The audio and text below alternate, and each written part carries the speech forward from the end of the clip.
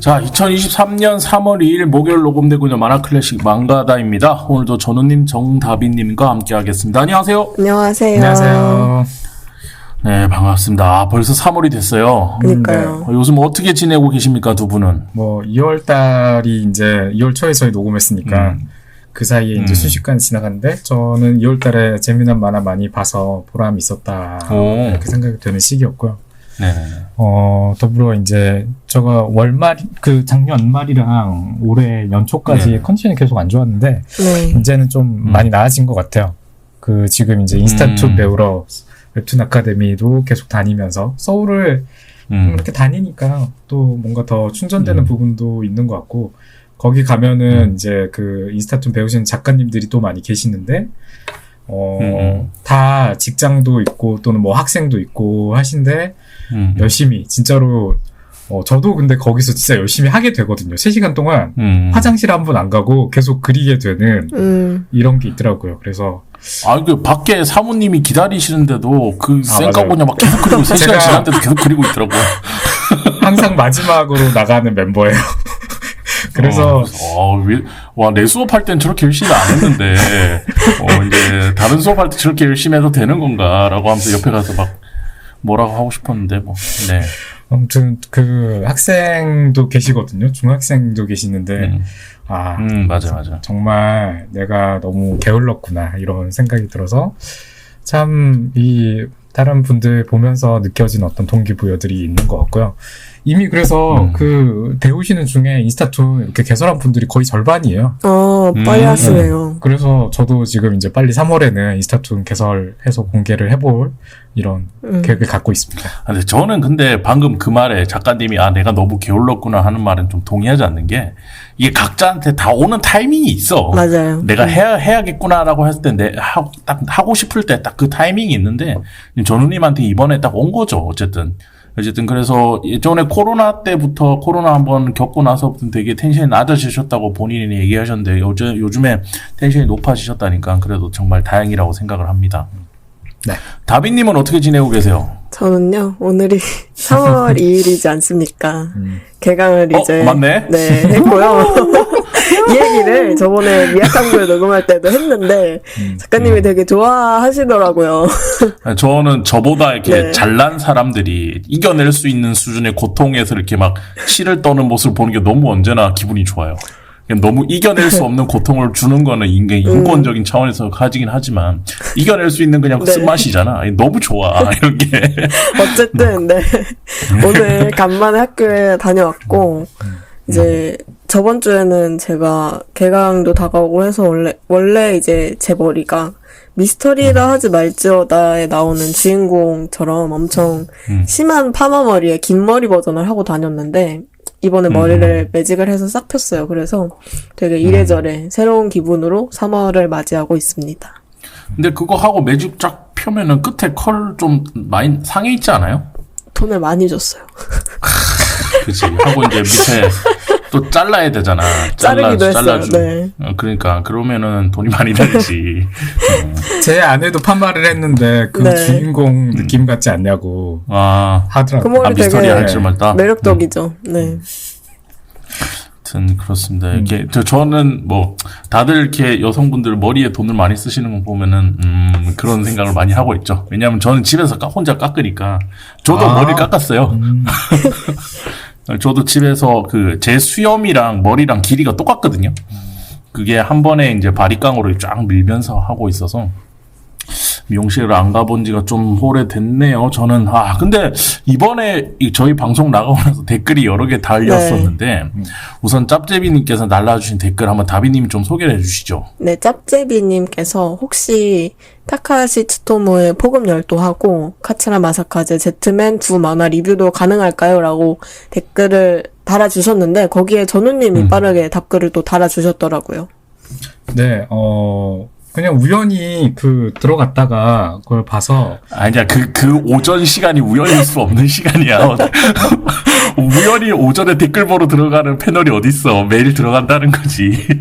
아니, 그때 이제 방송 올라간 지 얼마 안 됐었던 때니까. 그때는 이제, 들어갔었죠. 근데 사실은 좀 네. 이제 그때도 약간 좀 걱정하고 있던 게 있어가지고 계속 나도 모르게 들어갔었던 건 있었던 것 같아요. 근데 아무튼 이런 댓글이 달려가지고 제가 그때 이제 네네. 또 다행히도 제가 다 아는 작품들이긴 해서 그래서 이제 댓글을 달긴 했는데 사실은 이야기를 한번 해봐야지 되겠다 싶긴 했거든요.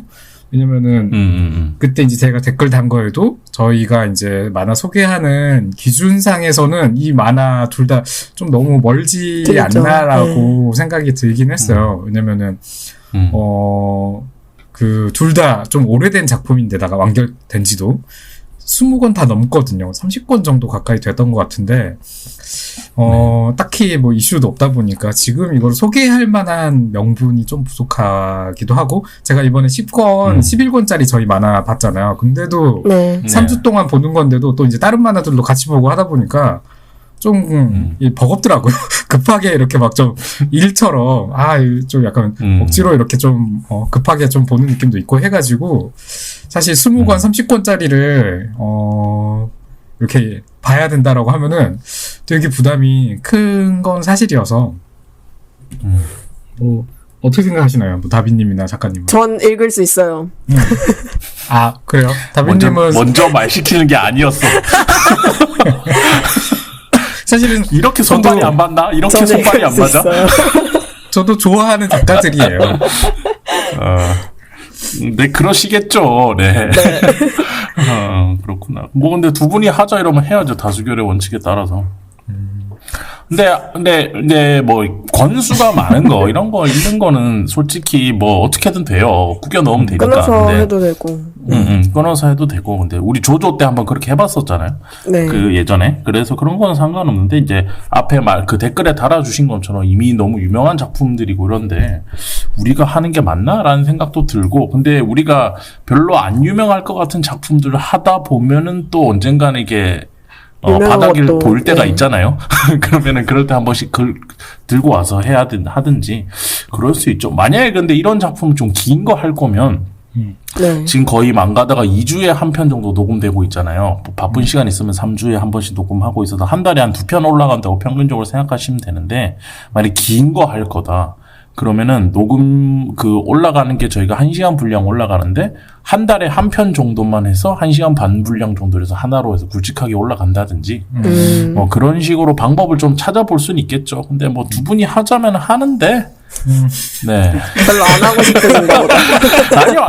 뉘앙스가- 나는 그런 말 한 적 없어요. 뭐, 약간 이렇게 뭐랄까, 두 분이 하고 싶으면 하는데 나는 즐거울 거다. 뭐 이런 얘기를 드리는 거. 그거야 이제 빨리 다음 화제로 넘어가서 네네. 어쨌든 그런 상황이다. 그리고 김희태님께서 댓글을 남겨주셨는데, 본인이 몇 분째 말하고 있는지 표시되는 타이머가 있거나, 옆에서 적절히 커트해주는 진행이 필요할 듯 싶다. 아무리 좋은 얘기여도 약간 길게 얘기하면 집중이 안 됩니다. 라고 얘기를 남겨주셨는데, 여기에 또 전우님 또 성실하게 댓글을 달아주셨더라고요. 네. 일단은 제 이야기라고 생각을 하게 됐고 제가 그때 방송 그 녹음하고 나서도 사실 조금 찜찜했고 아내가 이제 이거를 처음 올라왔을 때 들었을 때도 좀 너무 이야기 왜 이렇게 길게 했냐 이런 식으로 이야기를 해가지고 사실은 좀 저도 이게 좀 불편했거든요. 근데 뭐 이게 지금 주어가 없었지만은 그런 상황이어서 당연히 제 이야기라고 생각을 했고 뭐 사람 생각 다 비슷하다고 생각을 하니까 그래서 뭐 근데 좀 저희 반성을 방송 많이 했어요. 패널 중에 이거를 자신의 얘기라고 생각하는 사람이 작가님만 있는 건 아니에요. 한 분이 또 떠올리기는 하는 것 같아요. 네네네. 근데 이제 저도 기본적으로는 사실 말하는 거를 워낙 좋아하는 사람이기도 한데 평소에 제가 이야기를 많이 하기보단 듣는 일을 하다 보니까 이런 기회가 생길 때 사실 좀 지나치게 좀 떠들게 되는 부분이 있긴 있거든요. 또 이제 녹음할 때도 뭔가 제가 이야기하려고 하는 거를 좀 정리해서 의미를 좀 이렇게 전달하려고 하다 보면은 중언부언하게 되는 때가 있기도 해가지고 좀 원래도 제 어떤 특성이라고 생각을 좀 하긴 했는데 그래도 그때는 좀 너무 정리가 안 된 상태로 이야기를 욕심만 앞서가지고 많이 이야기하려고 했던 거는 사실이고 반성은 많이 했고요. 그래서 좀 더 이제 뭐 다빈치가 제가 항상 모델로 네. 삼고 있거든요. 다빈치는 항상 차분하게 네. 딱 이렇게 정리정돈해서 이야기를 하시니까 그래서 뭐 이제 좀 다빈치를 좀 닮기 위한 노력을 좀 계속 앞으로 하겠다. 네. 이렇게 마음은 먹었는데 근데 이번에 소개만으로도 약간 좀 이제 제가 좀 할 말이 많아라서 미리 좀 혹시라도 네, 불편을 느끼실 수 있을 것 같아서. 근데 저는 네. 그 전우님 말씀 주시는 것들이 되게 흥미로워요. 얘기를 듣다 보면. 그러니까 저는 제가 뭐 엄청 유명하거나 이런 작가는 아니지만 어쨌든 작가잖아요. 그러다 보니까는 만화를 볼 때 이제 그런 눈으로밖에 만화를 볼 수 없어. 난 이미. 그리고 다비님도 이제 곧 그렇게 되실 거예요. 일을 많이 하시다 보면. 근데 네. 전우님 같은 경우는 이제 매니아, 엄청난 만화 덕후의 입장으로 다른 일을 하시면서 이거를 보다 보니까, 그리고 우리가 골라오는 만화들에 대해서 이제 다른 측면에서 얘기를 해주시려는 게 있다 보니까 이게 얘기가 길어지는 경우도 있고, 그리고 심리 묘사가 많은 작품들, 그리고 그것들이 어느 사회적 이슈나 키워드랑 연결되는 그런 작품에서는 당연히 전우님이 할 얘기가 많다고 생각을 해요. 그런 지점이긴 한데, 그래도 이제 저는 또 어떻게 생각하냐면, 이제 잘 생각해보면은, 전우님도 그렇고, 다비님도 그렇고, 방송이라는 게 이게 좀 어떻게 보면 언더그라운드 방송 팟캐스트긴 하지만, 시작한 지 아직 1년도 안 되신 거잖아요. 1년 조금 될랑말랑 하시는 거잖아요. 근데, 이게 방송인이 되어가는 과정이라고 저는 생각하거든요. 예를 들어서 처음에 방송할 때는 어떤 기분이냐면, 씨발 내 얘기가 영원히 기록돼서 남는다고? 하면서 사람이 엄청난 스트레스를 받으면서 말 몇 마디 못해요. 무슨 말만 해도 뭐 큰일 날 것 같고. 근데 이게 좀 하다 보면은 이게 좀 방언 터진 것처럼 막 이제 얘기를 재밌게 하게 되는 타이밍이 와요. 사람들도 좋아해주고 막 그러다 보니까 내가 알고 있는 얘기 막 얘기를 하고 싶고 더 하고 싶고, 약간 그 내일의 저희 야부키 조처럼 매번 방송을 하얗게 불태우게 되는 그런 단계가 오다가 이제 약간 에너지 과잉, 번아웃 이런 게 오면서 좀 푸슝 이렇게 내려앉는 그 정도 단계가 오거든요. 근데 지금 그 관계를 밟고 있다고 저는 봐요. 조금 더 몇 년 더 방송을 했던 사람 입장에서. 그리고 이걸 넘어서게 되면 이제 그렇게 되죠. 아이고, 방송이고 나발이고 될 대로 되라 맨날 하던 건데 이러면서 제가 지금 그 상황이잖아요. 약간 근데 그렇다고 준비는 안 하는 건 아니지만, 근데 이게 한 3년 걸려요. 3년, 2, 3년 정도 꾸준히 하더라도 그 정도 걸리는데, 그 과정에서 이제 이런 피드백도 받고, 뭔가 본인이 생각했을 때, 이렇게 했으면 좋겠다 하는 나아가는 방향성만 있으면, 그거가 조금씩 수정되면서 결국에는 괜찮은 방송인이 되어가는 과정이니까, 너무 우울해하지 마세요. 토요일 날에 인스타툼 수업하러 수업 전에 잠깐 뵀는데, 뭐 빵 같은 거 하나 드시고 있는데 거의 울 것 같은 표정으로 푸쉬웅한 상태로 앉아 계시더라고. 그래서 제가 너무 걱정을 했어요, 조누님. 그때는 네. 그 작가님이 생각하시던 그런 상황은 아니었고, 제가 그때 이제 좀 생각보다 도착을 늦게 하게 돼가지고 밥을 못 먹고 급하게 이렇게 오다 보니까 빵 먹고 이렇게 있었고, 또 그러면서도 와가지고는 게임을 제가 하고 있었거든요. 근데 게임 잘 안 풀리니까 아마 그때 아마 스트레스 받고 있었던 것 같아요. 뭐 별 생각은 없었던 것 같긴 해요. 어쨌든 뭐 반성은 좀 이렇게 해야지, 좀 이제 좀 바꿔봐야지라고 생각을 했지만, 그리고 일단 저도 그 만나서 대화를 주고받는 게 훨씬 편하다는 느낌은 들긴 하거든요. 저번에도 이제 그 다빈님이랑 지난주에 사이드비에서 만나 뵀었잖아요. 그때 저는 되게 즐거운데? 라는 느낌으로 이야기하고 오긴 했었어요. 맞아요. 저도 이제 저번에 뵀는데, 사교클럽 할 때 뵀는데, 그때는 되게 뭔가 다 잊고 얘기를 잘 하셨던 걸로 기억을 하고, 확실히 저희가 못하는 얘기를, 저나 인수 작가님이 못하는 얘기를 전우님은 하실 수 있으니까, 그래서 저는 전우님의 얘기를 기다리는 분들도 분명히 많을 거라고 생각을 해요. 그럼요. 그리고 네. 이 댓글 얘기인데 사실 그 이번 주말에 미학탐구에 녹음을 했어요. 저번 주말인가? 그때 미학탐구에 녹음을 했는데, 네. 최지훈 작가님이 여전히 이제 흥분하셔가지고 이야기를 계속 하시는데, 눈에서는 스스로를 제어하고 싶은 그 댓글이 생각나나 봐. 그래서 자기를 막 제어하고 싶어 하면서 조심조심 얘기는 하는데 계속, 그러니까 이번에 체인소맨 얘기를 했거든요. 네네. 그래서 막 흥분하셔가지고 얘기를 하면서도 자꾸 그 댓글이 생각나, 자기 얘기인 것 같고 이래서 그런지. 여튼 뭐 그런 생각, 진짜 다빈이도 혹시 느끼셨어요, 그때? 네. 저는 사실 못 느꼈는데, 때 그때도 한번 얘기를 해주셨잖아요. 작가님이 의식을 하고 계신 거냐고. 그래서 그때 아 그런가 하고 생각을 한번 했었던 것 같아요. 그런데 뭐 그래서 어쨌든 누군가는 방송에서 말을 해야 됩니다. 네. 여러분 누군가는 말을 해야 되는데 하다 보면 좀 길어질 때도 있고 짧아질 때도 있는 건데 이제 저희도 알려주시는 청취자분들이 알려주신 만큼 배워가는 과정이고 두 분 다 열심히 레벨업하고 있으니까요. 너무 좋은 계기가 되었으면 합니다. 자, 이렇게 오늘도 새로운 댓글들 다 읽어드렸고요. 앞으로도 이렇게 댓글들 달아주시면 저희가 방송에서 웬만하면 다 소개시켜 드리니까 방송 듣고 댓글 많이 남겨주시길 바랍니다.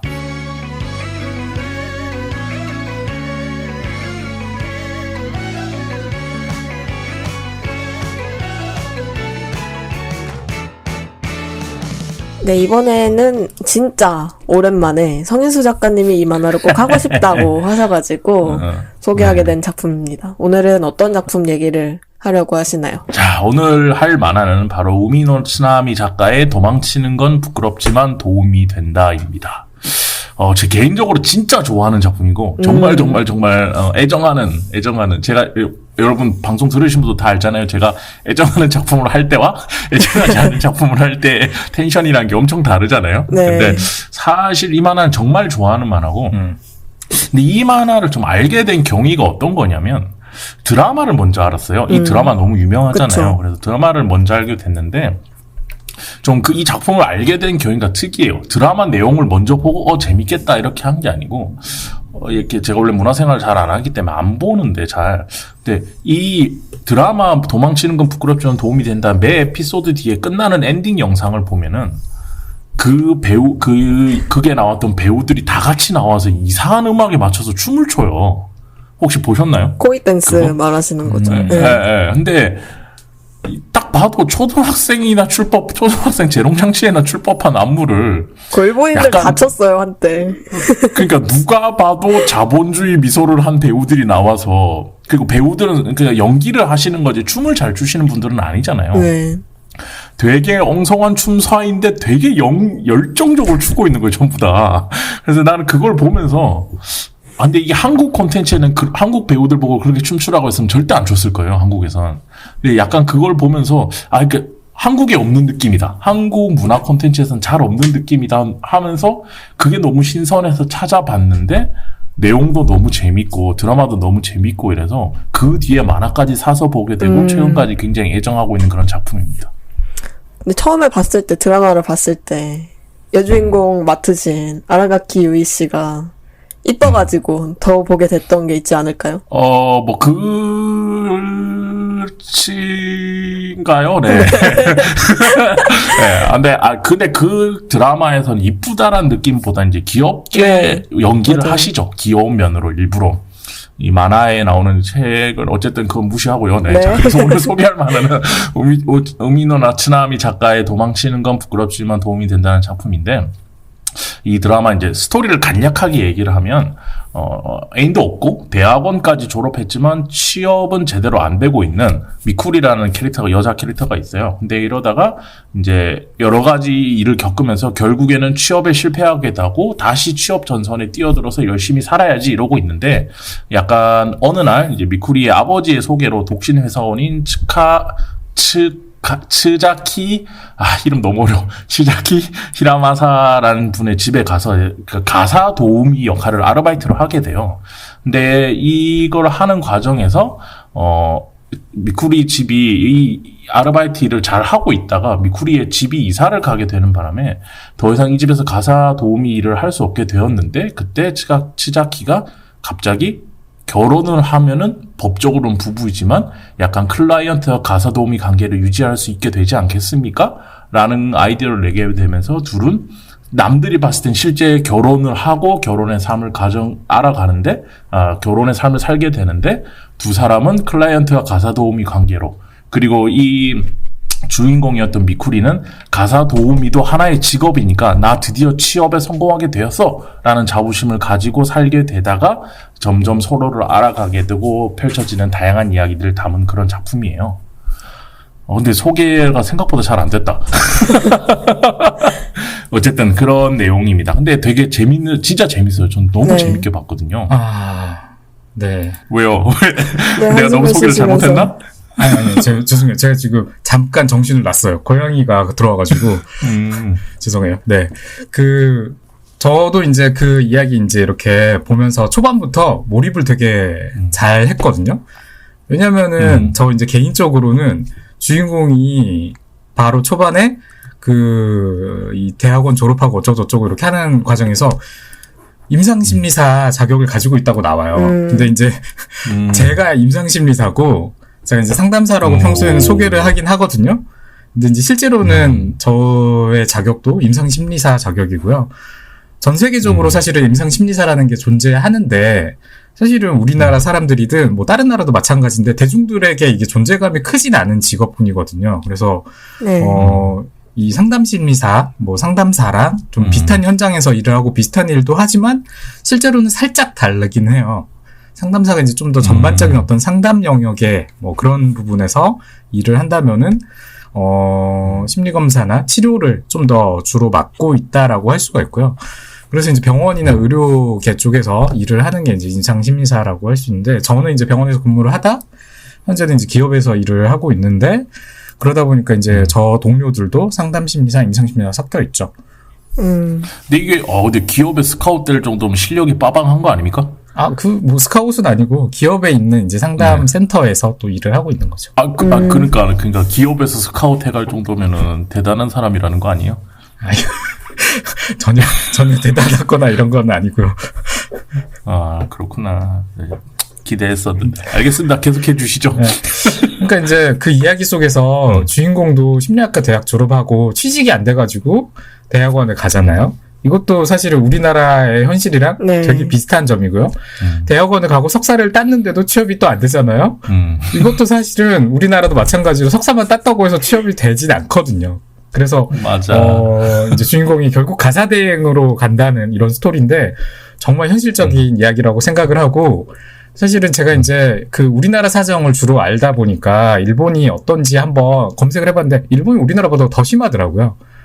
뭐 이런 자격이나 이런 그 전문가들이 훨씬 더 경쟁이 치열해가지고 더 빡세다고 들었고, 근데 우리나라도 제 경험이나 지금까지 이제 뭐 후배들의 이야기 들어보면은 자격 얻으려면 수련을 해야 되는데 수련을 위한 경쟁 자체가 되게 치열한 편이거든요. 사람은 많은데 자리가 적다 보니까. 그래서 제 친구들 중에도 또는 후배 중에도 전문가 자격 따는데 보통 저희가 짧게 잡으면 3년인데 훨씬 오래 걸린 이런 친구들도 봤었어요. 또 이제 자격 따고 나서 뭐 직장 얻는 거는 다른 사람들이랑 똑같이 결국엔 취업을 위한 경쟁하는 거랑 비슷하다 보니까 주인공의 처지 자체는 초반부터 확 이해가 됐고, 뭐 제가 경험했던 어떤 순간들도 사실은 떠오르면서 심정적으로 공감 많이 됐어요. 그래서 초반부터 되게 바로 훅 이렇게 몰입돼서 볼 수 있었고, 끝까지 이제 전부 보고 나니까 이거는 단순히 그냥 임상심리사라는 어떤 배경 그 직업만 쓴 게 아니라 사실상 심리학이 코어로 있는 만화라고 저는 생각을 했어요. 그래요? 베이스에 심리학이 꽉 차 있고, 그래서 이거를 이 정도로 하면은 보통 저희가 쉬운 접근을 하거든요. 뭔가 만화 제목이나 만화 소개를 하거나 광고를 할 때 어떤 심리학을 보통 막 이렇게 써요. 아이고 죄송합니다. 네. 근데 표면적으로 심리학을 내세우지 않고 이렇게 심리학을 많이 이렇게 묵혀놨다는 게 대단하게 생각되는 점이었어요. 그런 점으로 보셨구나. 저는 근데 약간 그게 좋았어요. 그러니까 전업주부의 위상이 어떤 건지를 비즈니스 관점으로 표현하잖아요. 네네. 네. 근데 우리가 이제 결혼할 때 뭐 남자가 집안 가정 살림 할 수도 있고 여자가 가정 살림 할 수도 있죠. 근데 가정 살림은 매우 중요한 일이고 누군가는 하긴 해야 돼요. 그래서 만약에 둘 다 직업이 있는 경우에는 서로 미루다 보면 싸우게 되는데 안 미루면서 하는 게 매우 중요하고, 하지만 그런 건데 우리가 가족이란 이름으로 뭔가 사랑이란 이름으로 그리고 이 가사 일을 하시는 분들이 경쟁력을 포기하고 주부로 살아가는 건데, 이거를 너무 예전의 관점으로 해석하면서 그거는 당연하다, 그냥 당연한 희생이고 당연한 봉사다라고 이렇게 치부하면서 은근슬쩍 넘어간다고 저는 생각하거든요. 이 지점에 대해서 저는 어릴 때부터 굉장히 분노하던 사람이라서. 근데 그거를 분노가 아니고 되게 유쾌한 방식으로 너무 귀엽게 표현하고 있잖아요. 그리고 그게 이제 매번 이제 보면은 이건 작품 설정인 것 같은데 작가의 나레이션으로 그 상황마다의 관련을 미쿠리 그 주인공이 그거를 설명하면서 그러니까 정리를 하면서 그 지점을 끝내면서 이야기를 하잖아요. 그런 지점에서 저는 이 설정 자체가 너무 좋고 이걸 너무 유쾌하게 표현하는 게 너무 좋은 그런 작품입니다, 저한테는. 저도 이제 초반에는 그 성인 여성 주인공으로 드라마를 그리고 있어가지고 요즘 이제 레이디 만화라고 부르는 그런 장르라고 생각을 좀 했고요. 제가 예전에 봤던 만화 중에는 이제 히가시무라 아키코의 그 해파리 공주나 도쿄 후의 망상 아가씨랑 좀 비슷한 느낌이었어요.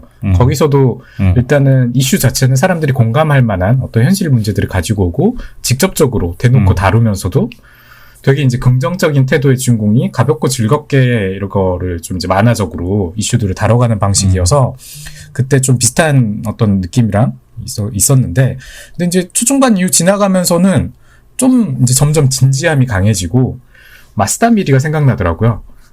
자기에 대한 어떤 고민들, 타인에 대한 고민들, 세상에 대한 어떤 고민들에 대해서 되게 사색적으로 접근을 하고 특히 이제 독백이 많아지죠. 뭐 이렇게 나레이션들이 그런 게 이제 또 이거를 마스타비리를 떠올리겠고 근데 이제 내용 자체는 계약 결혼이라는 어떤 이런 그 특이한 관계들로 시작을 하고 있지만 그 안에서는 독자들이 대부분 공감할 만한 일단 일반적이고 평범한 남녀들의 심리들을 담고 있거든요. 그래서 보면서 이거는 참 생각을 한 번 더 해볼 만한 대사들이다, 내용들이다라고 생각돼서 책갈피를 계속 하면서 봤거든요. 평소에는 책갈피 뭐 사실은 잘 챙겨가지고 하지 않는데 이번에는 또 이제 망가다에서 이야기 또 해야 되니까 책갈피를 계속 하다 보니까 진짜 엄청나게 쌓이더라고요. 12권까지 진짜 한 권당 한 10개씩은 막 이렇게 쌓이다 보니까 정리가 오히려 하기 힘들어질 정도가 되어버렸어요. 저도 초반에 이제 체크해서 다시 볼 부분 몇 장 캡처하면서 보다가 중반 넘어가면서부터 아예 포기를 했어요. 이게 이상적이잖아요. 이상적이지만 한편 확실하게 현실에서 되게 많은 사람들이 고민거리로 삼고 있는 문제들을 다루고 있어가지고 보다 보면은 이래서 좋았고 이래서 공감이 됐다 하는 부분이 진짜 고르기 어려울 정도로 많았던 것 같고. 좋았어. 네. 오늘은 3대 0이다, 3대 0. 잘 골라오셨네요. 예. 특히 이제 결혼이나 동거 관련된 얘기를 할 때 진짜 경제적인 문제를 꼭 언급하잖아요. 중요한 순간마다 돈 얘기가 나와가지고. 근데 사실 이렇게 경제적인 부분을 엄청 직접적이고 중요하게 다룬 순정 만화가 많지 않다는 생각이 이 만화 보면서 좀 들더라고요. 나오더라도 네. 이 만화에 그려진 것처럼 현실적으로 해결이 된다기보다는 이러저러해서 끝! 이런 느낌으로 나오는데 이제 이 만화는 좀처럼 뭔가 찾아보기 힘든 관계에 놓였더라도 금전 문제만큼은 현실적으로 그리고 되게 일상적으로 접근하고 있는 점이 되게 반갑고 재미있었던 것 같아요. 저도 동감하는 편이고요. 되게 현실적이고 경제적인 관점도 많이 들어가 있죠. 심리학적 관점이랑. 근데 이제 중후반 이후에 이제 결말에 가까워지면질수록 저는 타무라 유미의 미스터리라 하지 말지어다. 아까도 언급됐던 그 만화의 비슷한 느낌이 또 여기서도 발견이 되는 것 같은 게 이 작가가 만들어낸 어떤 이야기의 바탕이 된 지향점들, 작가의 의식들, 사고방식들이 되게 강하게 표현되고 있는 느낌이었거든요.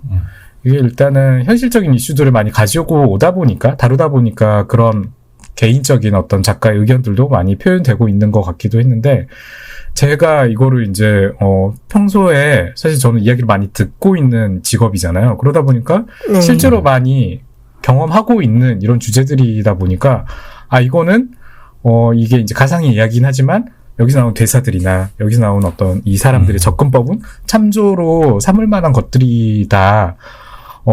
되게 중요하게 저는 의미있게 이야기를 좀 지켜봤는데, 근데 또, 이게 그냥 어떤 스토리텔링으로 본다면은 약간 이상적인 방식으로 진행되는 부분도 있고, 뒤로 가면 갈수록 약간 인물들이 도구적으로 사용된다. 그 본인의 작가의 의식을 드러내기 위해서.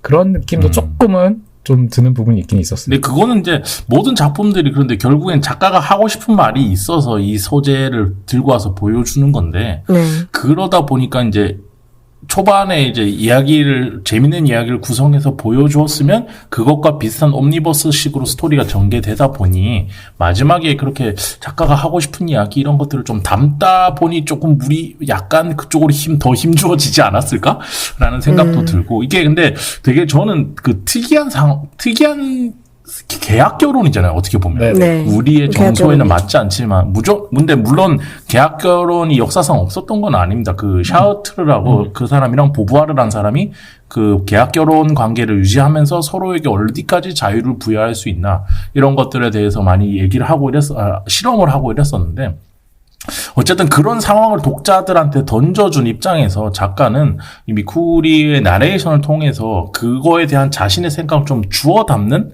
그런 지점들이 있어서 그러다 보니까 좀 이상적으로 이야기가 방향성이나 주장 이런 것들이 좀 되는 게 아닐까? 근데 뭐 끝나고 나면 매번 옴니버스로 조금 연결되긴 하지만 거의 정리되면서 넘어가잖아요.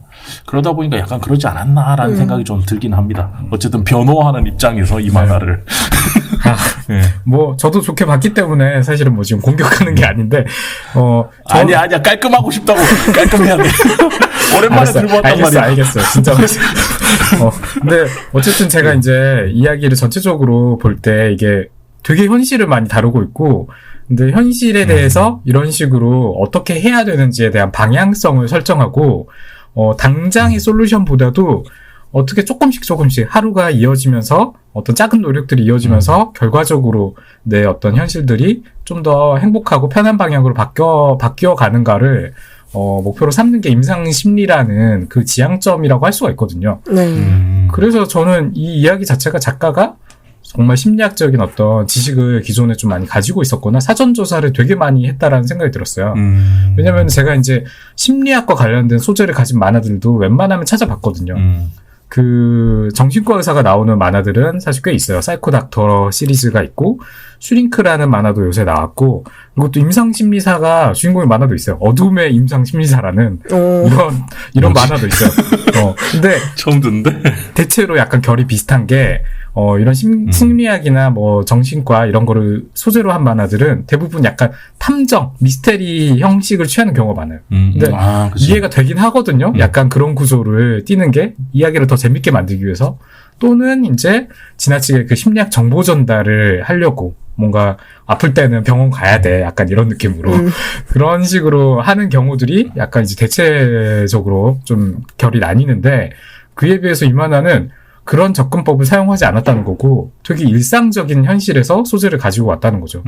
그전에 다른 만화들은 되게 극단적인, 현실적이지 않은 어떤 이런 스토리를 가지고 오는 편이 많은데, 이거는 일상 소재들을 가지고 왔고, 그것도 이제 다루는 방향으로는 심리학적인, 그것도 우리가 뭐 되게 정신분석만 어떤 이제 다룰 수 있는 소재라고 생각하는 경우도 있거든요. 사이코 닥터 시리즈가 그런 만화고, 근데 이 만화는 좀 더 인지행동적인 접근을 하고 있는 그런 만화라고 생각이 돼요. 저는 그래서 등장인물들 행동이나 이제 이 사람들의 심리가 엄청 자세히 드러나니까 보면서 좀 놀란 부분이 있었어요. 분명히 제가 몇 년 전에 드라마도 봤었고 만화도 같이 봤었는데, 지금 이제 망가다 하려고 이 만화를 다시 보니까 어머 이게 뭐야? 라는 말이 보는 내내 차오르는 거예요. 둘이서 하는 쇼윈도 부부? 그거나 미쿠리가 가정부 생활을 하는 거에 놀랐다는 게 아니고 히라마사 캐릭터에 되게 놀랐는데,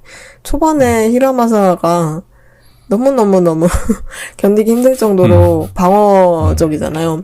미쿠리도 사실 모든 거를 진짜 다 말하는 편은 아니지만 히라마사는 진짜 말해야 될 거 앞에서도 계속 도망치기만 해서, 이 만화 제목이 도망치는 건 부끄럽지만 도움이 된다 인데도 아니 도망치지 마라 맞서라 하면서 보게 됐던 것 같고, 이제 근데 그게 결혼 이후에는 이 사람이 좋은 방향으로 발전을 하잖아요, 히라마사가. 그래서 보면서 되게 잘 됐다는 생각이 들었고, 9권의 작가 후기에서 히라마사의 변화가 이 만화의 좀 중요한 부분이라고 언급되었던 것 같은데, 그게 되게 좋았어요. 저는 이제 싫어 하고 생각할 하고 만 거잖아요. 근데 이 만화는 끝까지 이제 인물을 어떤 방향으로 변화하게 하고 책임지려는 게 느껴져가지고 다 읽고 나서 되게 기분이 좋았던 것 같아요. 저는 이거 제목 그 주인공 할 때 이제 도망치는 건 부끄럽지만 도움된다. 이거 네. 할 때 저도 비슷한 생각, 그 다비님은 도망치지 마라 이렇게 생각했다고 하는데 저는 계속 베르세르크의 가치가 떠오르는 거야. 걔가 했던 말 중에 도망친 곳에 낙원은 없어. 라는 대사가 있거든요. 그래서 그거랑 계속 뒤져보는데 아까 그래서 빵 터졌던 건데. 네. 근데 어쨌든 이런 일상적인 이야기를 하는데 어떤 설정이라고 한들 일상적인 이야기를 할 때 캐릭터가 어떤 주변의 영향에 의해서 좋은 방향으로든 나쁜 방향으로든 어떻게 바뀌어가는 조금이라도 변하는 과정을 보여주는 게 이런 만화들이 가지고 있는 메리트라고 생각하고 우리도 기대하는 바라고 생각해요. 그런 지점에서 되게 그거를 잘 표현해 줬다고 생각하고 저는 그리고 또 이 작품이 굉장히 좋은 게 여러 가지 형태의 사랑의 모습을 보여줘요. 네. 그러니까 결혼이거나 뭐 나이 차가 많이 나는 사랑이거나 그리고 이제 성소수자의 사랑이거나 이런 것들도 근데 이것들이 다 진지하지 않다는 게 아니고 진지한데 유쾌하게 다 다루고 있어서 저는 그런 지점에서 되게 생각을 많이 하면서 봐서 되게 그런 지점도 저는 좋았던 것 같아요. 저는 사실은 뭐 이전에 봤던 뭐 다비님이 막 재미나게 보고 했던 그런 만화들에서 저는 오히려 막 답답해 막 미칠 것 같은 느낌들 경험했던 적이 있지만 오히려 이 만화에서는 갈등을 담백하게 만화가 되게 담백하게 묘사를 하잖아요. 네. 상황 자체는 정말 답답한 상황이 맞긴 한데, 근데 이제 묘사 자체가 담백하게 묘사를 하는 편이라서 크게 막 이렇게 막 제가 이 만화를 보면서 엄청나게 답답함이 느껴질 정도는 아니었던 것 같아요.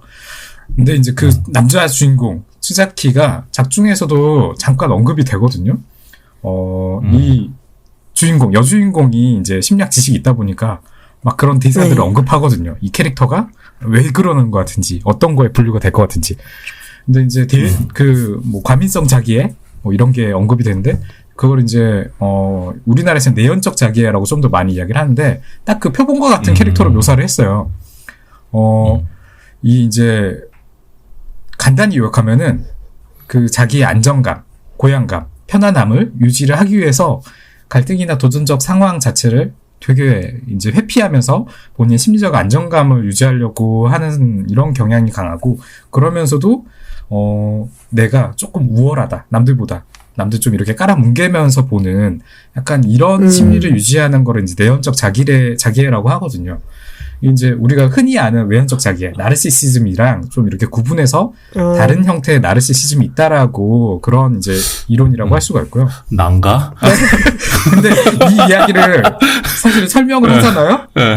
그러면은, 난가 싶은 사람들이 정말 많아요. 저도 그렇고, 뭐 아내도 그럴 거고, 사실은 공감을 많이 할 수 있는 심리예요. 막 이게 어떤 이상 심리라고 할 수는 없거든요. 근데 이제, 또 그러면서도. 근데 이거에 이제 정도의 차이가 있는 거죠, 그냥. 그렇죠. 이게 이제 정말 사람들 괴롭히거나 심각한 수준이 따로 있는 거죠. 저희가 이제 치료가 필요하다고 생각하는. 맞아. 그러면서도 이제, 코엇의 수평 분할인가? 뭐 이런 식으로 또 대사가 나와요. 근데 이것도 이제, 제가 딱 보면서, 이런 것까지 안단 말이야? 라고 생각하는 정도긴 했거든요.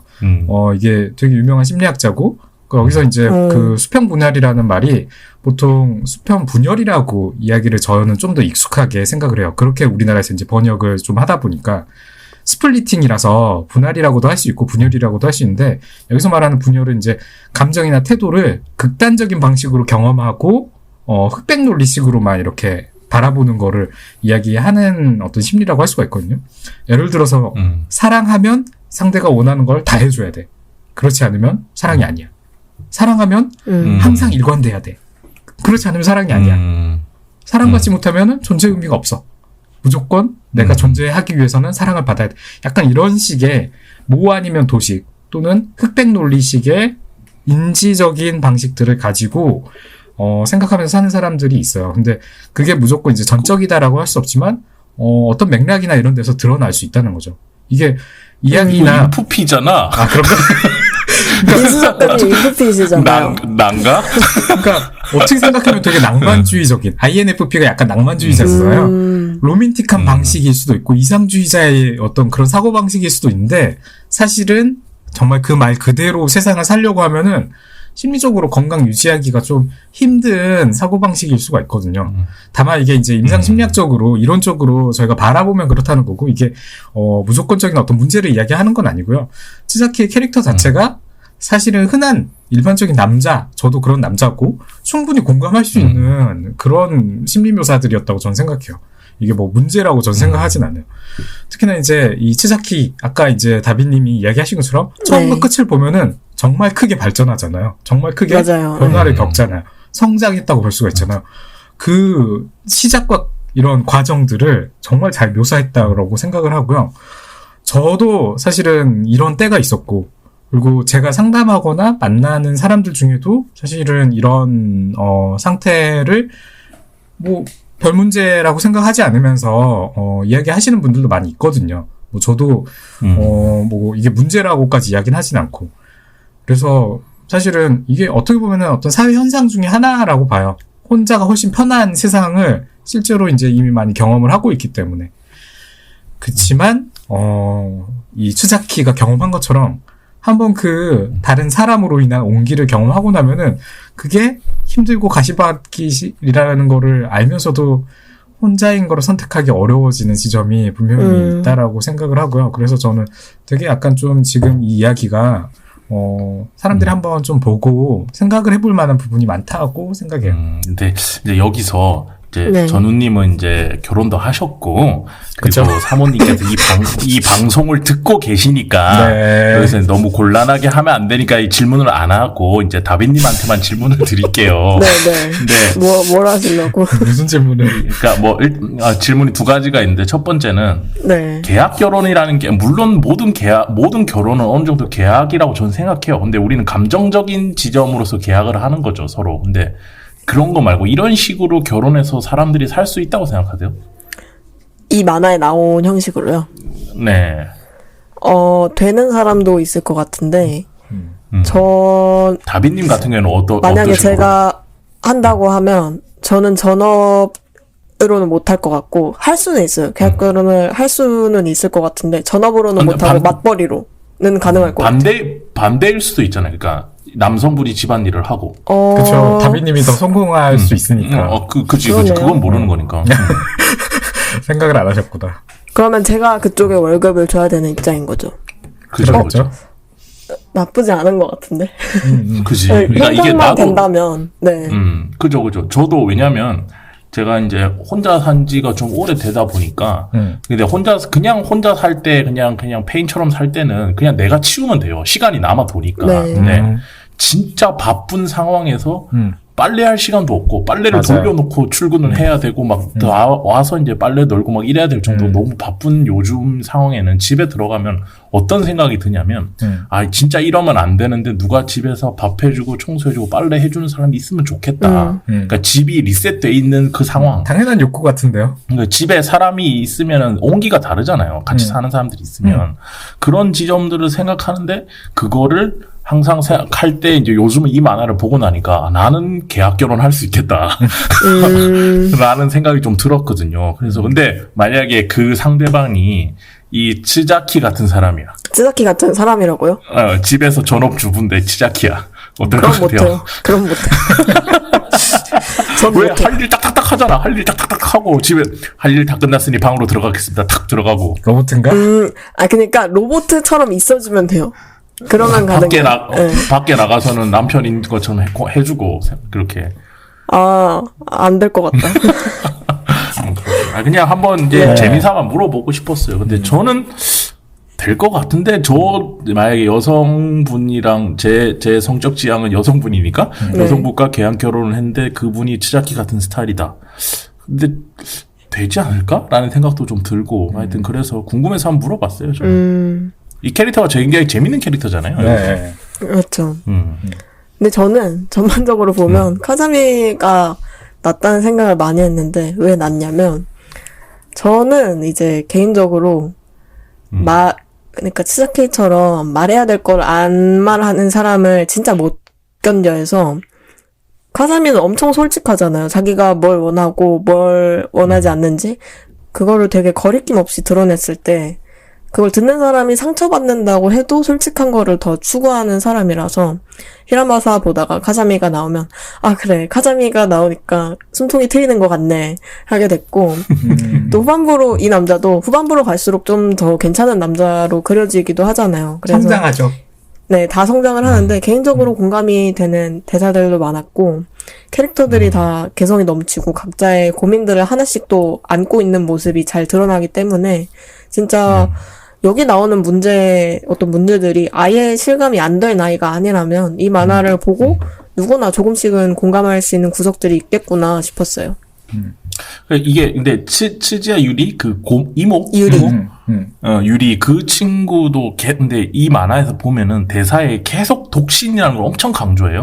독신 여성 그리고 그 독신 여성을 사람들이 바라보는 사회적 편견 이런 것들은 물론 유쾌하게 다루곤 있지만 그 지점도 굉장히 뭐랄까 앞에 얘기했던 여러 가지 사랑의 형태, 여러 가지 뭔가 사람이 살아가는 형태 이런 것들을 얘기해 주는 것 같아서 근데 그 캐릭터들이 아까 말씀 주신 것처럼 다 재밌죠. 네, 특이하고. 맞아요.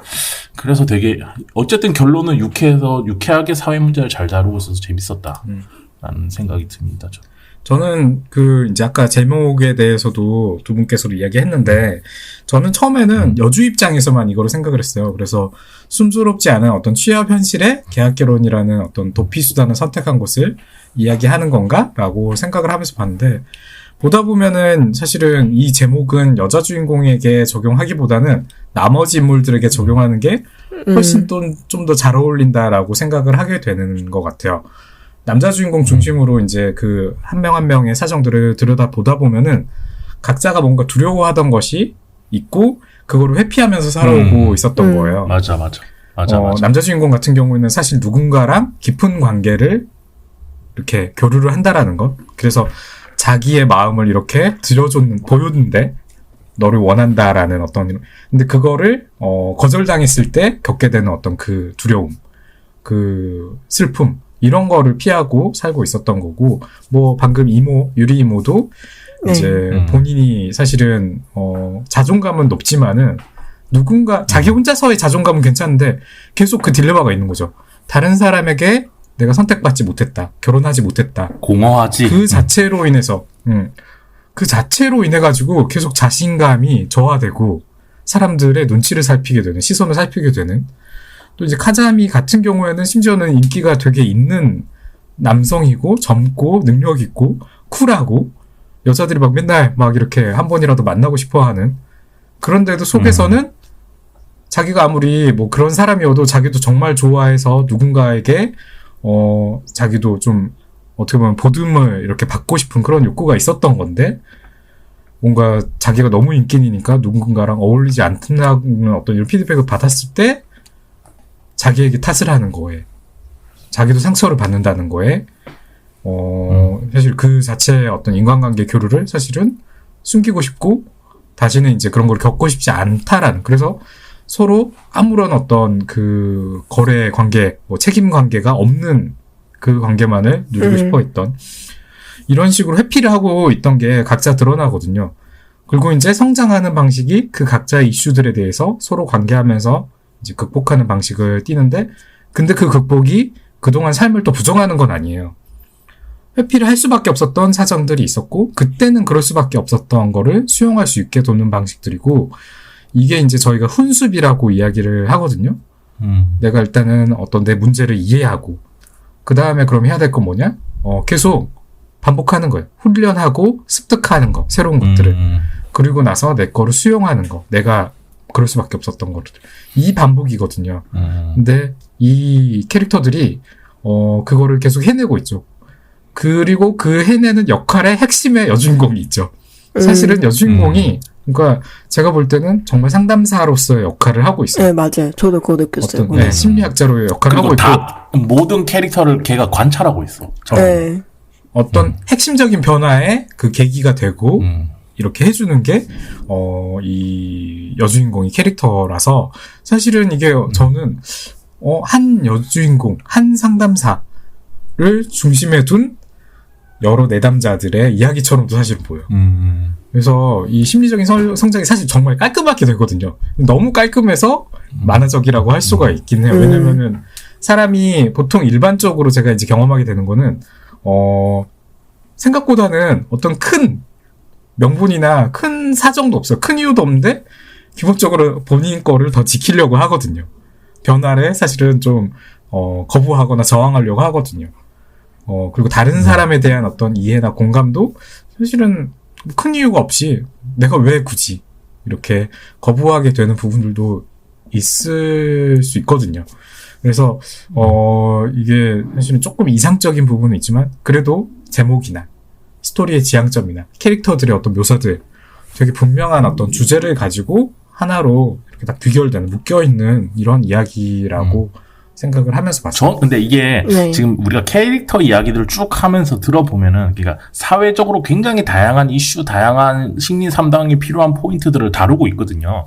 근데 그래서 이걸 한번 물어보면 좋을 것 같은데, 가장 뭔가 이 만화에서 다루고 있는 여러 가지 이슈들 중에서 내가 가장 꽂히고 가장 좀 뭐랄까 내 눈을 사로잡은 이슈랄까? 사회적 이슈나 이런 것들. 그런 것들을 먼저 좀 얘기를 해보면 좋을 것 같은데, 전우님부터 한번 얘기해 보실까요? 제가 이제, 아까도 말씀드린 것처럼 기업에서 상담을 하다 보니까 주로 많이 겪게 네. 되는 것도 기업 내 어떤 문화나 기업 내 어떤 뭐 직장 스트레스나 또는 이제 뭐 개인사적인 거 뭐 연인이나 뭐 배우자와의 관계 속에서 겪게 되는 이런 이슈들을 주로 많이 겪거든요. 근데 이제 또 저도 아내와의 관계를 하는 사람이잖아요. 그러다 보니까 네. 제가 이 만화를 보면서 참 공감을 많이 하고 어떤 부분들은 또 배우기도 하고 좀 이상적이라고 생각은 하면서도 그래도 이런 거는 좀 저도 좀 더 이렇게 한번 해보게 노력을 해야 되지 않나라고 생각하는 게 연인 사이의 그 소통 방식들이었거든요. 되게 회의 미팅처럼, 그러니까 어쨌든 둘이 계약 관계다 보니까 근로자 계약 관계처럼 이런 계약 관계라고 서로 항상 이렇게 이야기를 하다 보니까 이야기를 하는 것도 서로에 대한 어떤 이야기를 하는 것도 그거를 회의처럼 접근을 하고, 회의는 목적이 있고 따질 게 있고 그리고 정리가 필요하고 이런 이슈들 이런 것들을 구체적이고 직접적으로 두려워하지 않으면서 다루잖아요. 네. 근데 이 만화에서 이 둘 사이의 관계에서 서로의 어떤 감정이나 또는 이제 서로 뭐 좀 해주길 기대하는 거나 이런 것들까지도 그런 식으로 다루고 있는데 한번 이런 거는 좀 적용해봐야 되지 않나? 왜냐면은 정말 어렵거든. 제가 아무리 뭐 심리학 배우고 상담 누군가에게는 도움을 이렇게 주려고 노력은 하지만 어쩐 저도 뭐 자기 머리 깎기 힘들어 하거든요. 그러다 보니까 이 만화를 보면서 또 배우는 점도 또 많이 있었던 것 같아요. 그런 점에서. 저는 이제 보면서 다 제가 평소에 한 번씩은 생각을 해보고 고민을 해봤던 이슈들이라서 되게 여러 가지 시선을 돌리면서 봤는데, 역시 인생 3회차는 뭐가 달라서 달라. 이걸 다 생각해봤다고? 그 짧은 시간에? 많은 말이 걸 되는 생각했죠. 소리예요, 이게? 근데 카사마의 고민이 유일하게 제가 생각을 안 해봤던 부분이어서 되게 눈길이 갔는데, 카사마가 누군가를 책임져야 되는 부담 같은 게 싫어서 결혼을 기피하는 인물이잖아요. 근데 이런 경우에는 나이를 먹으면 먹을수록 누군가와 안정적인 연인 관계를 맺기가 어려워진다는 점이 여기 나오는데, 그게 참 곤란하겠구나 싶었고, 일본이 그래도 우리나라보다는 좀 다양한 형태의 연인 관계가 많이 존재하는 편이라고 생각을 하는데, 아무래도 대부분은 이제 결혼을 염두에 두고 누군가와 연애하거나 관계를 이어나가고 싶다고 생각하는 편이기 때문에 여러 가지 문제가 있겠구나 싶었고, 진짜 이런 부분에 대해서는 거의 생각을 해본 적이 없어서 만화를 보면서 엄청 눈길이 갔던 것 같아요. 그리고 이 만화에서 끝에 가서도 카사마의 어떤 문제에 대해서 결혼을 못 하잖아요. 결국엔 거기에 명확한 답을 못 내렸다는 점이 뭔가 더 생각해 볼 만한 지점을 만들지 않나 싶었어요. 저는 아까부터 이제 꾸준히 얘기하는 게 이제 그 결혼이라는 게 어떻게 보면 이제 계약 관계인 건데, 네. 이제 이들이 하고 있는 이런 계약 결혼이라는 게 누구한테도 피해를 주지 않잖아요. 누구한테도 그쵸. 피해를 주지 않고, 그리고 부모님들 입장에서는 부모님들은 속고 있기 때문에 마음이 편한 거고 속이고 있기는 하지만 마음은 편하잖아. 결혼했구나 드디어 우리 아들 딸들이 이 상황인 거잖아. 그랬을 때 이런 게 뭐 우리가 흔히 쇼윈도 부부라고도 할 수 있는데 이 사람들이 그래도 내가 생각하기에는 전후에는 있다고 생각하거든요. 사랑이 꽃피기 전까지의 이 두 커플은 그래도 서로에 대한 어떤 목적의식을 가지고 전후회를 가지고 사는 입장이라고 저는 생각이 어떻게 보면 동진 관계인 거죠. 그러니까 우리가 결혼이라는 제도가 네. 어떤 이성적, 그러니까 제도로서는 결혼이라는 게 제도가 있는 거지만 사람의 감정이라는 게 그 사람과 100% 무조건 사랑만 하는 관계일 수는 없다고 생각해요. 그 같이 사는 관계더라도 이런 어떤 계약적인 관계인 지점도 있을 수 있을 거고 어느 지점에서는 좀 더 뭔가 멘탈적인 지점에서 보호자가 되는 관점도 있는 거고. 근데 그런 일본이라는 사회도 아까 얘기해 주신 것처럼 다양한 관계를 우리가 인정하는 나라인데 한국은 좀 그런 건 아닌 것 같아요. 라는 생각이 좀 들어서 저는 그 둘의 그 계약 관계가 결국엔 모두를 행복하게 만드는 거니까 그런 지점에서 좀 고민을 하면서 좀 더 집중적으로 봤던 것 같아요. 저는. 저희가 이번에 이 만화를 되게 세 명이서 의견이 일치하면서 보고 있는 것 같은데, 좋아. 네, 역시. 오랜만이잖아요. 네. 이 만화를 제가 다시 보면서 느낀 좋은 점이 여자의 시선하고 남자의 시선이 균형 있게 나오는 점인 것 같아요. 맞아. 저는 평소에는 이제 여자의 시선에서 그려진 순정 만화를 많이 보는 편이니까 그거를 보면 저는 정말 공감이 되고 재밌어요. 근데 이거를 남자한테 추천을 하라고 하면 선뜻 뭔가 재밌게 볼까 하는 확신이 엄청 잘 드는 편은 아닌 것 같아요. 그래서 전에 저희가 다뤘던 에이코 씨의 연인 같은 경우도 다양한 남자와 여자들의 마음이 번갈아 가면서 나오니까 균형이 잡히고 그래서 저희 셋 다 재밌게 봤던 것 같은데 이 만화도 비슷하게 캐릭터들을 번갈아 보여주면서 여자하고 남자 모두가 공감할 수 있는 이야기를 뭔가 만들지 않았나. 그래서 저희가 이제 다 공감을 하면서 보고 있는 게 아닌가 싶네요. 공감하는 대사? 근데 뭐 비슷한 저는 계속 그 네. 주인공 여자 주인공 이름 또 까먹었어. 미쿠리. 네. 걔가 취업됐다고 하는 그 순간 그 대사가 그러니까 저게 뭐라고 저기에 자기 인생의 모든 게 걸린 것처럼 행동하잖아요. 귀엽기도 한데 그게 계속 기억에 남네요. 얘기를 하다 보니까. 저는 계속 이제 책갈피를 하면서 봤던 것들 그 방송하기 전에 한번 좀 소개할 만한 게 뭐가 있을까 다시 좀 이렇게 둘러보면서 좀 고민을 해봤는데 좀 나름대로는 이게 그래도 좀 인상 깊네라고 생각을 했던 게 있어요. 뭐 사실은 되게 많았지만은 그래도 소개를 한번 해볼 만한 거. 4권의 이제 43쪽에 이런 전후 맥락이 있거든요. 남자 주인공이 여자 주인공한테 키스를 했어요. 근데 아무렇지도 않게 행동을 해요. 근데 이제 그 두 번째 처음에 이렇게 키스하고 아무렇지도 않게 행동하니까 미쿠리가 엄청 열받아가지고 막 화내고 답답하게 이렇게 하는 거에 막 분노하고 그랬는데 두 번째는 이미 이제 서로 마음이 어느 정도 이렇게 확인된 상태에서 다시 한번 뽀뽀를 한 거였기 때문에 그거를 이제 다시 회상을 하면서 자기가 그전에는 그렇게까지 화가 많이 났었는데 이번엔 화가 안 나는 거를 느끼면서 마음속으로 이렇게 대사를 떠올리거든요. 감정이란 상대의 행위 자체보다 자신의 마음속 요소로 움직이는구나. 사실은 뭐 좀 말을 꼬아놨을 뿐이지 감정이라는 거는 상대보다는 나에게 있어. 뭐 그런 의미거든요. 기본적인 깨달음이에요. 근데 사실은 이게 관계를 할 때 저희가 자주 있거든요. 보통 관계를 할 때 저희가 상담에서 주로 오게 된 이슈도 상대의 어떤 행동으로 인해 가지고 화가 나서 상대가 어떤 잘못을 저질러 가지고 내가 그것 때문에 말을 하다가 말다툼이 또 일어나서 이런 식의 어떤 이슈들이 많거든요. 근데 이런 상황에서 저희가 사실 놓치게 되는 게 그래서 내가 어떤 기분인지가 사실은 더 중요할 수가 있는데 그리고 그 기분은 어떤 감정인지는 사실은 그 상대에게 목적이 있다기보다는 사실 내 거고 나에게서 이유가 있을 수 있는데 불화가 있거나 사실은 이렇게 좀 이슈가 심한 경우들은 대부분의 어떤 특징들이 내 거는 거의 안 봐요. 내 어떤 요소가 작용해가지고 맞아. 나의 거를 보려고 하지 않고 상대의 문제들, 상대가 얼마나 문제가 많은 사람인지, 상대가 얼마나 잘못을 나에게 했는지, 이런 것들이 주 이슈가 될 때가 있거든요. 저희가 근데 잘 생각해보면은, 어떤 활동을 할 때든, 결국엔 나와의 싸움이에요. 공부를 하든, 운동을 하든, 뭐, 수련을 하든, 또는 뭐, 일을 하든, 또는 심지어 투자를 할 때도, 자신과의 싸움을 하게 되는 경우들이 많거든요. 내 마음과의 싸움. 이래야 될지 저래야 될지.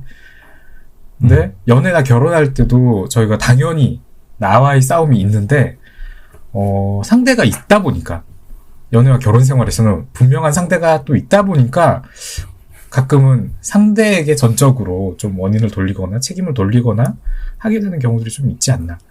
그래서 상대가 있는 이런 관계 속에서 뭐 가족 관계든 부부 관계든 연인 관계든 또는 자녀 관계든 이런 관계 속에서 어떻게 보면은 더 내 마음의 요소들, 내 마음 속에서 일어난 요소들을 잘 인식하려고 하는 게 단순하지만 중요한 진리인 것 같다는 생각이 들어가지고 왜냐면 저는 결국에는 이 딜레마가 인생의 딜레마라고 생각하거든요. 여기서 얼마나 밸런스를 잘 잡나.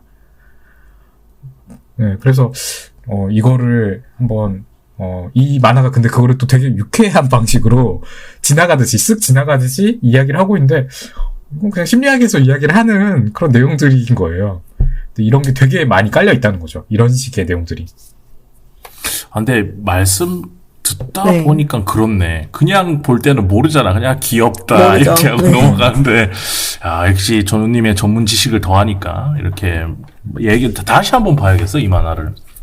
근데, 네. 두 분 혹시 드라마도 보셨어요? 제가 봤죠. 뭐 그게 네. 아라카키 유이 때문에 보라는 건 아니고, 근데 저에게 드라마를 전우님 보셨어요, 이거? 저는 드라마를 원래 안 봐요. 국내든 일본이든 미국이든 사실 거의 안 봐요. 그래가지고 뭐 일본 드라마는 요새는 특히나 안 보거든요. 미국 드라마는 뭐 넷플릭스 때문에 또는 우리나라 드라마도 워낙 유명해진 게 있어서 뭐 아내랑 같이 좀 보는 정도는 있지만, 근데 그래도 이 만화 유명세는 알고 있었어요. 워낙 유명했고 뭐 그 아라카키 유이 배우의 어떤 그 캐릭터도 되게 유명해서 짤 같은 것도 많이 봤었고요. 그래서 만화보다는 드라마를 먼저 알고 있었거든요. 근데 만화를 보다 보니까 만화 자체가 드라마를 생각을 하고 만든 게 아닌가? 영상화를 고려하고 만든 게 아닌가 싶을 정도로 전개가 약간 그 유사한 리드미컬한 게 있어요. 중간중간에 맞아. 그 여주인공이 망상을 하거나 꿈을 꾸는데 그게 연극처럼. 맞아. 뮤지컬처럼. 저도 그거. 약간 패러디, 네. 그 어떤 장르에 대한 패러디를 만화 속에서 하고 있고, 작가가 드라마를 어느 정도 전제를 한 거 아닌가? 드라마에 대해 상상을 하면서 만든 게 아닌가 싶은 연출이나 전개들이 되게 많더라고요.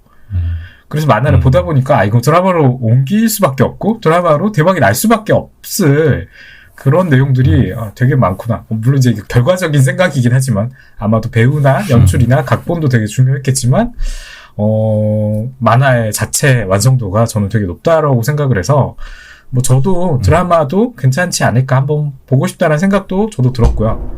근데 드라마를 보세요. 본 분들이 좀 더 많을 것 같아요. 드라마가 워낙 유명했으니까. 그래서 만화를 안 본 분이 있다면은 만화도 꼭 보라고 추천을 하고 싶어요. 만화에 저는 그 인물 묘사들이, 심리 묘사들이, 연출들이 참 좋았어요.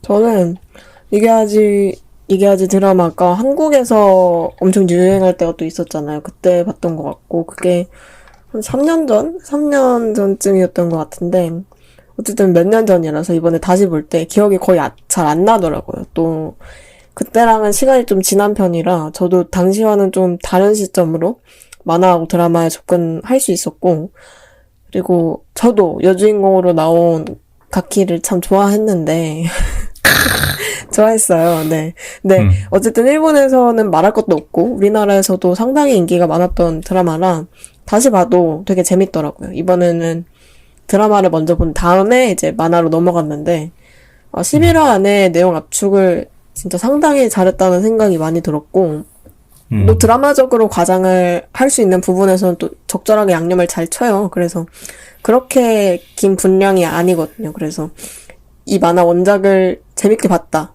혹은 이 팟캐스트 듣고 관심이 생겼다 하는 분 계시다면 드라마도 함께 추천드리고 싶습니다.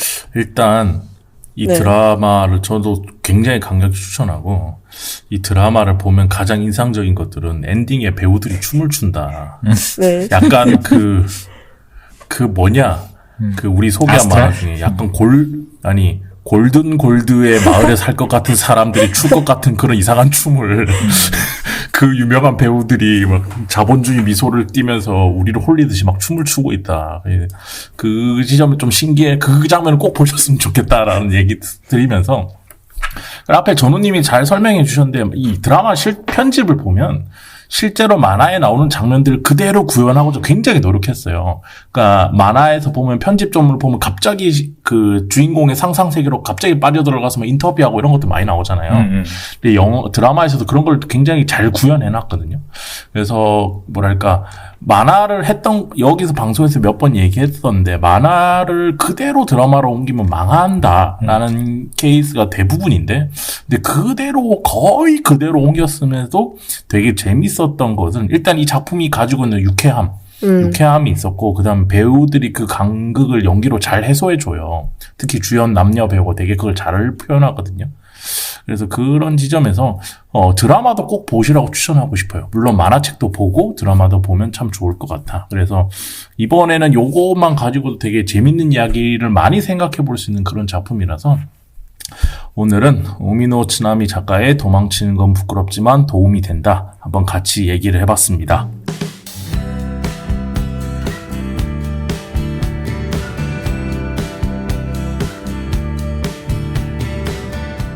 오랜만에 3대 0이라 기분이 좋구만. 성공하셨네요. 네. 예, 쉽지 않은데. 가끔씩 이렇게 들고 왔는데 이렇게 골든볼을 울려야 되는데. 근데 벌써 3월이에요. 다위님 축하드려요. 네. 이제 발을 많이 움직이셔야 될 때가 왔네요. 이제 뭐 코로나도 끝났고 이러니까. 맞죠. 근데 대부분 한국에서 모든 일상들은 3월쯤 되면서 이제 다 시작됐거든요. 그죠. 모든 일들이. 왜냐면 그때부터 돈이 돌기 시작하고 이러니까. 그러다 보니까 뭐 다들 여기저기 많이 다니셔야 되고 할 일이 많으실 테고 전우님도 여전히 바쁘게 지내실 것 같은데 다들 3월 중에도 별탈 없이 잘 건강하게 또 환절기 그러니까 감기에 안 걸리는 그런 일 없도록 하면서 계속 꾸준히 방송 잘 하면 좋을 것 같습니다. 알겠습니다. 오늘 방송 여기까지 할게요. 다음에 또 뵙겠습니다. 감사합니다. 감사합니다. 감사합니다.